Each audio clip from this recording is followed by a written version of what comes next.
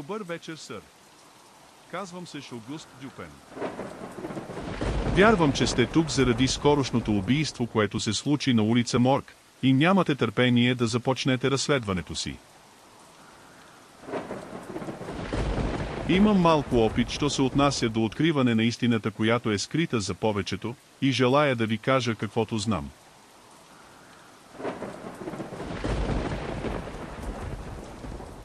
Вашата първа задача ще е да претърсите дома ми. Внимавайте и не игнорирайте нищо. Дори най-малкото нещо може да има дълбоко значение. Вярвайте на преценката си, инстинктите си, и това, което е скрито, може да излезе наяве. Но не се трудете прекалено дълго върху едно нещо, защото отговорът ще дойде с времето, а то не може да се хаби за един момент.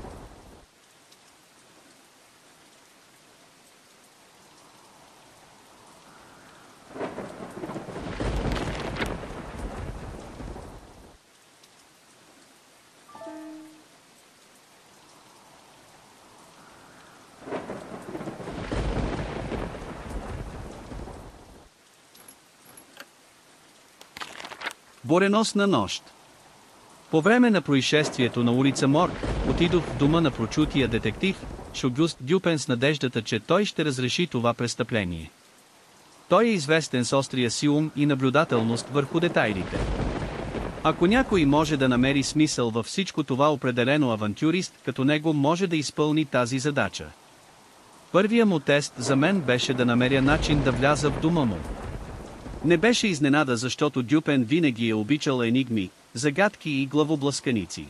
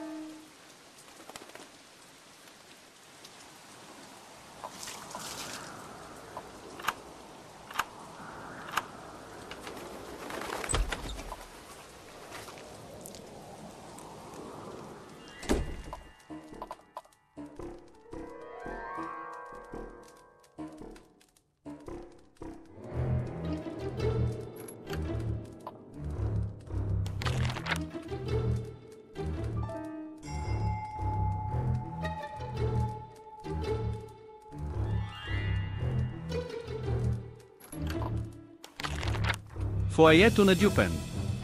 Фоайето на Дюпен е доста приятно, макар че е някак спартанско, няколко картини и столове, камина, нищо повече.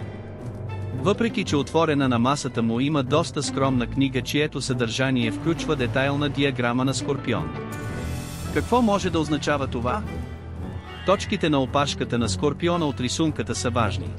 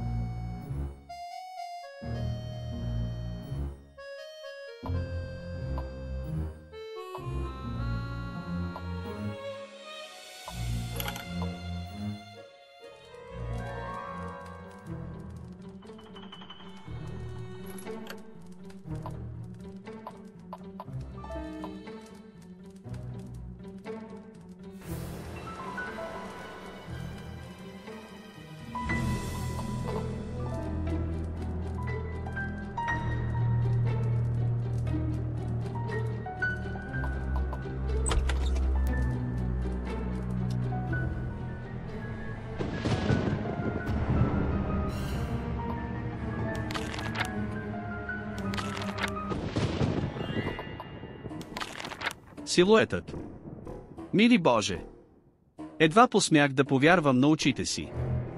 Докато оглеждах склада на Дюпен, злобно изглеждащ силует се появи пред прозореца. Очите му пламтяха, изучи ме за миг и изчезна толкова бързо, колкото се появи. Какво искаше? Склада на Дюпен. Ако склада на Дюпен е някакъв индикатор, то той е водил интересен живот. Пълен е с чудновати придобивки от живот, прекаран в разрешаването на загадки и мистерии. Най-забележимото е съндък, украсен със скорпион. Може би диаграмата от фоайето ще бъде в помощ тук.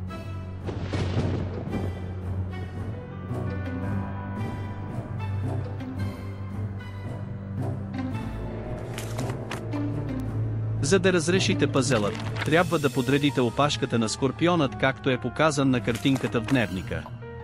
За да преместите част от опашката, натиснете с мишката върху розовите камъни на нея.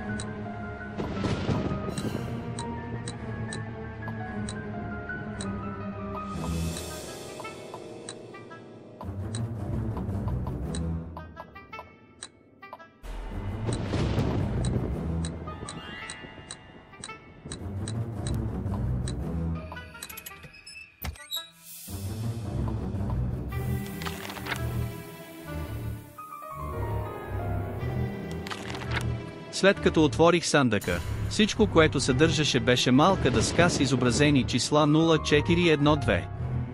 Интересно. В такъв голям сандък имаше нещо толкова непретенциозно. Запомнете числата.